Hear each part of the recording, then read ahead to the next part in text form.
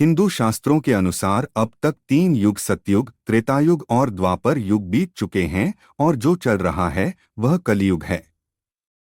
पुराणों के अनुसार कलयुग के साथ ही दुनिया समाप्त हो जाएगी। कलयुग में धरती पर अन्य युगों से ज्यादा अधर्म और पाप बढ़ता जाएगा। शास्त्रों में बताया गया है कि भविष्य में धरती पर कलयुग इससे भी ज्यादा भयंकर होगा। कलयुग में ही मनुष्य अपने कर्मों का फल भुगतेंगे और बेमौसम बारिश, आंधी तूफान, जल संकट का सामना करेंगे। आइए जानते हैं पुराणों में कलयुग को लेकर क्या भविष्यवाणी गई है। गीता में 4 युगों की व्याख्या। भगवान श्री कृष्ण ने गीता में बताया है कि धरती पर 4 युग होंगे: सतयुग, त्रेतायुग, द्वापर युग और कलयुग।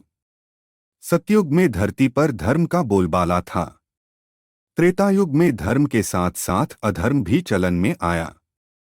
द्वापर युग में अधर्म और पाप ने धरती पर अपनी जगह बना ली। अभी कलयुग में धरती पर धर्म से ज्यादा पाप है। गीता में ये भी कहा गया है कि जब जब धरती पर पाप बढ़ेगा भगवान धरती का कल्याण करने जरूर आएंगे। शास्त्रों में कलयुग वर्णन। पंडित इंद्रमणि घनश्याल बताते हैं कि गीता में 4,32,000 वर्षों का कलयुग बताया गया है, जबकि अभी तक कलयुग के केवल 5,122 वर्ष ही पूरे हुए हैं।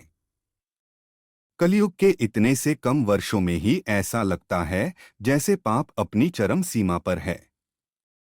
लेकिन भयंकर कलयुग में धरती पर अम्ल वर्षा, एसिड रेन होगी, जिसके कारण पेड़ पौधे और जीव जंतु खत्म हो जाएंगे और इंसान अपनी भूख मिटाने के लिए एक दूसरे को खाएंगे।